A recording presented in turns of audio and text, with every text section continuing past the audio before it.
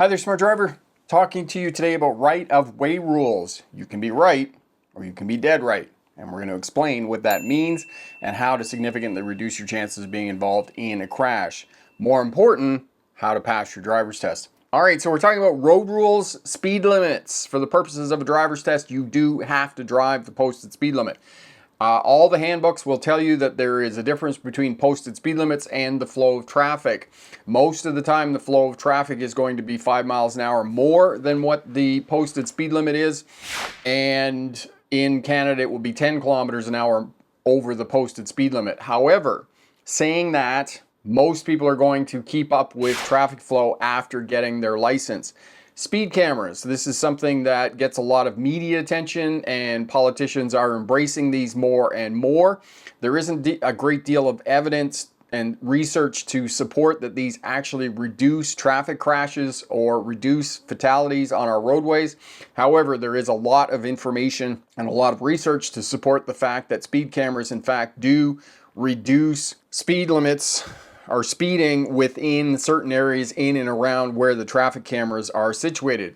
In Australia, for example, they have widespread use of speed cameras, and their speed limits are adhered to. I will tell you that as somebody who has lived in Australia, that people do not do more than 60 miles an hour on their highways, and 100 kilometers an hour. That's the posted speed limit. Speed cameras, they have a lot of them, and people do that speed limit out on the highways. Rules of the road, speed limits, and for the purposes of the driver's test, you have to do the posted speed limit to pass your driver's test. Rules of the road, have a look at this video. You can find the link for that down in the description, and it will go over in much more detail and minutia about right-of-way rules at different types of intersections. Basically, I walked around a suburb and I did break down the right-of-way rules at different intersections, two-way stop sign intersections, T intersections, at alleyways on major roads, and those types of things. So there's a great deal of detail about right-of-way rules in that video if you want more information about that topic. So have a look at that. You can find that down in the link. Most traffic laws on the roadway that you need to obey are conveyed to you. That information about those traffic laws are conveyed to you in the form of traffic signs. And the traffic signs that relay traffic laws are regulatory signs. The root word of regulatory is regulation, which are speed signs in the United States, railway signs, no left turn signs. Those types of signs are all regulatory signs, which means they are the law. And if you have an action contrary to one of those signs, you are going to be subject to getting a speeding ticket if police catch you. Know that for the purposes of driving safely, not getting a traffic ticket, and passing your driver's test. The ways the traffic signs convey information: 3 ways. The colors of the signs, the shape of the signs, and the symbols or lettering and words thereon. This is the way that they convey information. And if you want to be a safer, smarter driver on the roadway, read your traffic signs when you're driving, especially after you get your license. It is far too easy for many people who are driving to simply follow other traffic on the roadway, and they get into trouble. Especially on driver's test, on making left-hand turns. Instead of looking and seeing the traffic light before they proceed into the intersection, or being able to see oncoming traffic, they simply follow other traffic into the intersection. I had a student some years ago doing a Class 4 license, which is a bus less than 25 people, including the driver, and followed other traffic into the intersection. And by the time she moved into the intersection, the light had already gone yellow to red, and consequently failed the driver's test. So know that. Do not follow other traffic into the intersection, especially on a left-hand turn. People simply don't see traffic signs. And if you want a good example of this, go to a truck driving school, climb in the truck with a new driver, and then ask them what the last traffic sign is. It's a little bit like rookies in police forces when they're in the vehicle out on the first couple of days, and they have to figure out that they have to know where they are at any given time when they're on the roadway so that they can call for help. It's the same thing with traffic signs. If you want to make yourself safer, know what the last traffic sign was that you passed to keep yourself safe on the roadways. Road users break road rules all the time. They do not stop completely at stop sign intersections. They force their way through at 4-way stop sign intersections. They roll through on yield signs and do not scan the intersection completely. They speed. They follow too close. So know that road rules are going to be broken all the time. And as I said in the introduction, expecting other people not to do something goofy on the roadway is like going to watch your favorite sports team and expecting the other team not to score. It's simply not a reality of driving. And if you can get that into your head, that goofy things are going to be on the roadway and that you are putting in habits and skills that will keep you safe when other people do goofy things, all of this is going to help you out. And this is why I advocate shoulder checking on this channel, because you want to always be scanning. ABS, always be scanning, always be looking for other people on the roadways. And I've had people over the years come back and ask me, what are they looking for when you're shoulder checking? You're not looking for anything when you're shoulder checking. What you're looking for is something that you probably would never think of. You are looking for light and movement, because our peripheral vision is this much. You hold your hands out to the side of your face here at 180 degrees. In a healthy adult, your peripheral vision is 180 degrees. I can't see my hands right here next to my face. I can see something moving and I can see something that's a different color. So the light has changed. So we're looking for light and movement. When we turn our head, if we're moving the vehicle to the right, your left, in that direction, I'm simply looking for a change in light and direction there. If I see something in the change in light and direction when I shoulder check, then I look again and I take a closer look to determine what in fact is in my blind spot on my vehicle. And yes, all these newer cars have observation technologies. They have proximity sensors, blind spot detectors, backup cameras, and all this technology is really great, but it is only a backup to good driving skills, because we make mistakes. And unfortunately, too much of this technology is eroding our good driving skills. And unfortunately, I've seen memes on social media where they're making fun of people who are scanning and looking around before backing up instead of just looking at their backup camera. Do not look just at your backup camera. It is unsafe. Pedestrian traffic. Too many times we crowd, we rush pedestrian traffic, right turning, left turning, controlled and uncontrolled intersections. You need to know the right-of-way rules for all these different scenarios. And as it says there at the bottom, as I said previously in the introduction, traffic laws no more prevent crashes than criminal law prevents crime. They're simply there as a guideline, as a rule, because driving is two things. It's a science, which is following the rules to the letter of the law, and then it's an art. It's the same thing as law, okay? Courts and law. You have case law, you have legislation law, and then you have case law. Case law is the interpretation of the legislation, the black letter law. And then you have case law. This is why we have lawyers, because they go to court and they argue whether somebody did wrong or breached the legislation. It's the same thing with driving. You have to have discretion when you're driving to keep yourself safe and to keep other people on this safe on the roadways. Driving on the right or left, we drive on the right side of the road in North America. In Australia, they drive on the left. In other places in the world, Japan, Britain, they drive on the left, but we drive on the right. This is one of the most fundamental rules, right-of-way rules, is that people in North America are going to drive on the right side of the road. And we trust, for the most part, that people are going to drive on the right side of the roadway. If they're driving on the right side of the roadway, this makes our job so much easier. But every now and again, it doesn't happen. And I was talking to my mate Phil today, and he was investigating a motorcycle crash here in British Columbia yesterday. And same thing, they cannot figure out what happened between the motorcycle and the pickup truck. They were on the highway, and they think one of them swerved into the other lane and somebody tried to avoid it. Unfortunately, they ended up in a collision and the motorcycle rider was killed. This is the trust that we have inherent in our traffic system. Stay in your lane, turning, moving large vehicles. You're going to stay in your lane as you're moving and maneuvering through traffic. Right turns, come to a complete stop before making right turns on a red light. Told this story before of the guy who was trying to get his truck driver's license. We were at a T intersection. The traffic light was red.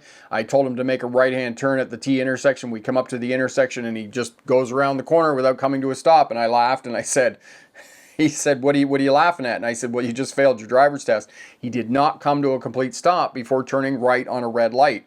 And this is where some drivers will get into problems on their driver's test because they don't come to a complete stop at a red light before making a right-hand turn. And yes, if it's busy, you can wait for the green, but if it's not busy, you're in a small one-horse town and you have to turn right on a red light. If it's not busy, you need to proceed, but you need to come to a complete stop first, give way to all of the traffic, and then proceed after you have come to a complete stop and given way to all of the traffic at that intersection. And as well, the other piece that you need to get into, you can potentially get into trouble on a right turn, is if there is an advanced left turning light on the other side of the intersection, because if the traffic starts to turn left on the other side of the intersection, that traffic has the right of way over you sitting at a red light. Left turns give way to oncoming traffic and pedestrians on the cross street. These are your right of way rules. Advanced green. If you have an advanced green, then you have the right of way over the traffic in the other lane. You must clear the intersection. If you get into the intersection and the light turns yellow, you have to move through the intersection and clear it as expediently as you can, which means you have to move through the intersection as quickly as possible. If you're in the intersection on a yellow light, you have to get out of the intersection as quickly as possible. And this is where new drivers fail their driver's test, because they hesitate. They don't get through the intersection. So this is why, okay? So I have lots of students that'll watch the video on left-hand turns and they'll say, well, you moved through on the yellow light and I did that and I failed my driver's test. They failed their driver's test because they hesitated, not because they were moving through on the yellow light. Two-way stops. Stop at the correct stopping position. The stop sign, the position of the sign itself has nothing to do with where you stop in an intersection.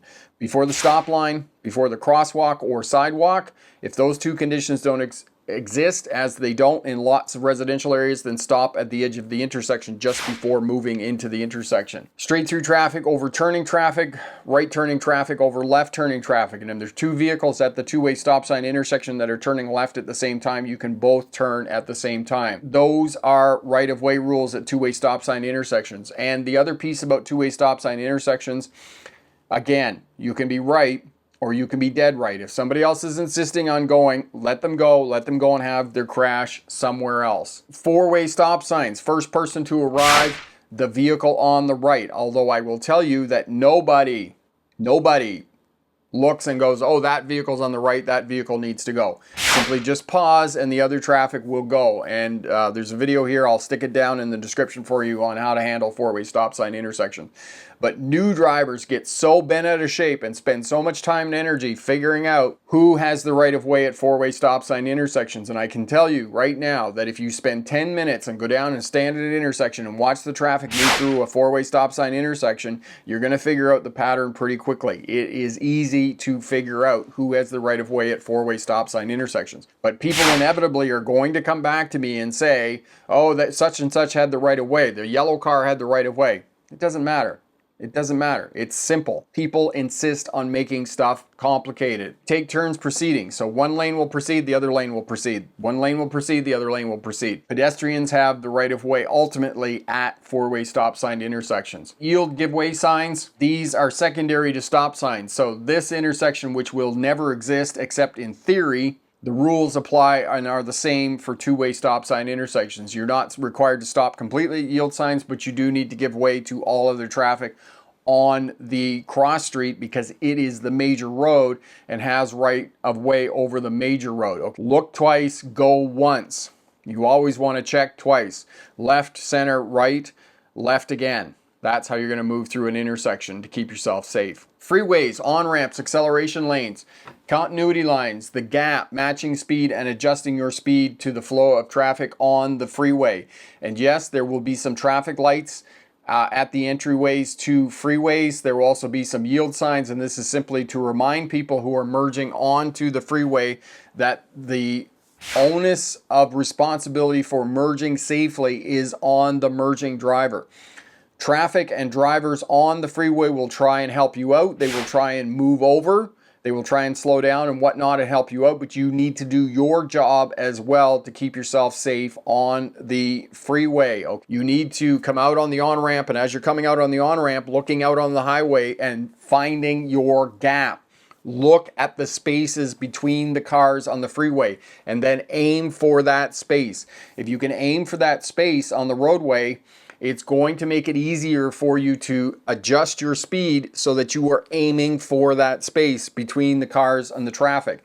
If there's a big truck on the highway, then just plan to merge in behind that big truck on the roadway. Once you get out on the roadway, then you can get your following distance in front, your 3 to 4 second following distance to keep yourself safe driving on freeways. And again, I'll put down in the description here tips for driving on freeways and tips for keeping yourself safe when you're driving on motorways, interstates, and freeways. And good luck on your driver's test. And remember, pick the best answer, not necessarily the right answer.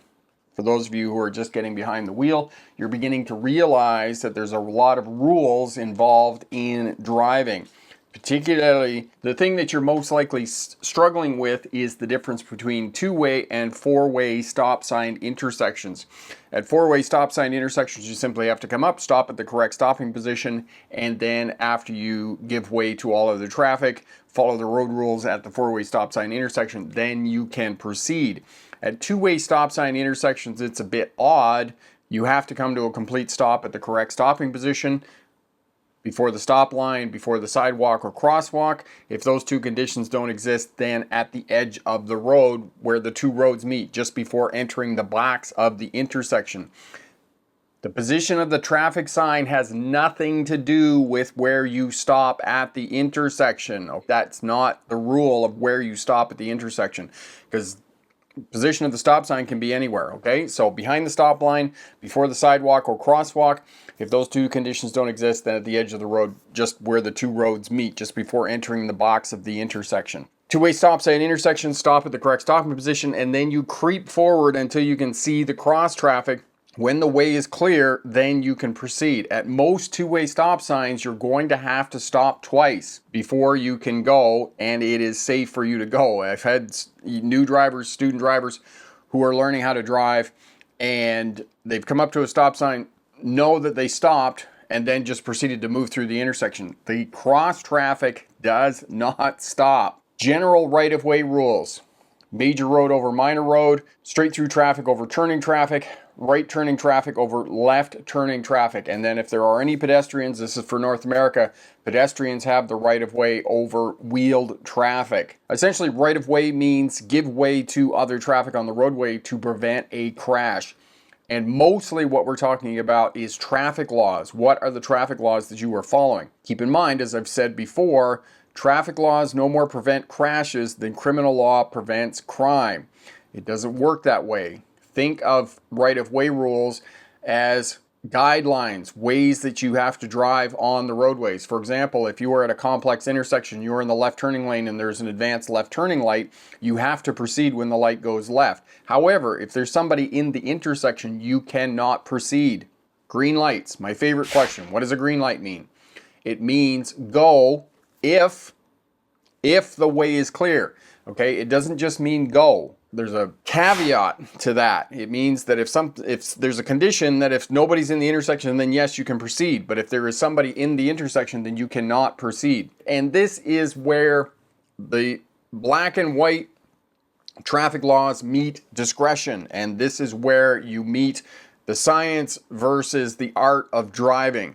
You have, on the one hand, you have the road rules that organize traffic and keep social order in place. And then on the other hand, you have discretion, you have the art of driving, which means that if somebody is in your way, you're going to let off the throttle and slow down and let them go ahead of you. You're going to know that driving is a social activity and that you are going to work within the confines of this social driving to keep yourself safe.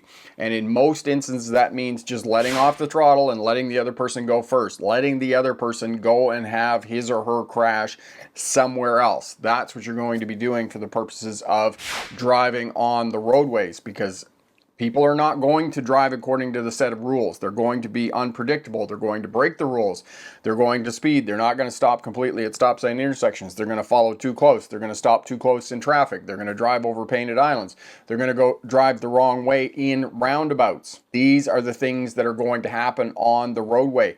And if you think that you're going to go out and drive on the roadways and somebody is not going to do something goofy, that's like going to watch your favorite sports team and expecting the other team not to score. It's it's simply not a reality. The other team is going to score. When you're out driving, you can reduce your stress level by knowing that other people, other drivers, other road users, they're all going to do something goofy on the roadways. And you can simply say to yourself, okay, that person did something goofy. I'm going to just let off the throttle and let them go and have their crash somewhere else. That way you can keep yourself safe. You can protect yourself on the roadways. 85, is there a way to remember the right-of-way rules like an abbreviation? 85, there isn't, but I will put up down in the description there. But basically, right-of-way rules generally boil down to these 4 things. Pedestrians at a crosswalk have the right-of-way over wheeled traffic. And then it's major road over minor road, straight through traffic over turning traffic, and right turning traffic over left turning traffic. So those are your basic 4 right-of-way rules, general right-of-way rules. So it's moving through roundabouts. Roundabouts are fairly simple. You simply have to give way to the traffic in the roundabout, which means that you need enough space to be able to safely get into the roundabout. And then, of course, the trick to roundabouts, and they can be a bit tricky at the beginning when you're first learning how to drive them, is that you have to be ready to stop and to go at the same time that you're approaching the intersection. So as you're approaching the intersection, you're looking and scanning the traffic in the intersection. And you got to be watching the cars in front of you if you're in a queue of traffic, because you could potentially rear end the vehicle in front of it. They stop for traffic in the roundabout. So it's like a left-hand turn. There's a lot of things going on at a left-hand turn. You're watching the traffic light, you're watching pedestrians and vulnerable road users on the cross traffic who could be crossing, and you're watching the oncoming traffic. So there's 3 or 4 things that are going on at the same time. It's similar when you're approaching a roundabout. You're approaching a roundabout, you're looking at the traffic in the roundabout. We're talking about in North America and in Europe, where you're driving on the right side of the road and traffic goes through the roundabout in a counterclockwise direction. So you are looking to the left for approaching traffic as you're moving towards the roundabout. You're also watching the traffic in front of you, because if you see a vehicle approaching from the left in the roundabout, there's a high probability that that vehicle in front of you is also going to stop. And you have to be prepared to stop as well. However, if you're approaching the roundabout, it's a yield sign at the roundabout, and you do not have to stop if the way is clear when you're proceeding through roundabouts. Now, for those of you taking driver's test, all roundabouts have a recommended speed. Usually it's 20 miles an hour, 30 kilometers an hour moving through the roundabout. And you need to stay to that recommended speed for the purposes of passing your driver's test and moving through roundabouts safely. This is why I say to you that for the most part, road rules, right of way are guidelines. They're what keep traffic in place, because according to those set of rules, we put a lot of trust in other people to maneuver and drive their 2-ton box up and down the roadways. We trust when we're driving that other people are going to drive on the right side of the roadway. That is number 1 trust that we have in terms of traffic. We also trust that the roadway is not going to just end without some sort of warning or signs or detours or those types of things, right? We know that the roadway is going to be there. There are traffic signs along the roadway to convey information to you that it's going to curve to the right, it's going to curve to the left. And if it does come to an end on a high-risk intersection or a place where we don't expect it to end, there's all kinds of signs and rumble strips and other warnings around. So roadways are not designed to trick us. They are designed to convey information to keep traffic on the roadways safe, but according to a set of rules and according to the discretionary part of driving, the art part of driving, right? Letting off the accelerator, slowing down, letting other traffic in on the freeway, allowing them to merge, slowing down a little bit or moving over to the other lane, or those types of things. And it's the same thing, and I was thinking about this the other day when I was driving up the highway on a multi-lane road where cars were pulled over on the side of the road, or there were cyclists or those types of things moving over into the other lane to create and keep that minimum safe distance between your vehicle and other vehicles on the roadway. 85, have a good weekend, Dr. Rick, and good Canada Day. Happy Independence Day. Yes, for everybody. Canada Day tomorrow at the end of the week on Friday is Independence Day in the United States of America. So happy celebration for everybody. Happy Independence Day for those of you in the United States. Have just an awesome, awesome weekend. All right, keep yourself safe. All the best for the holidays. And remember, pick the best answer, not necessarily the right answer. All the best. Bye now.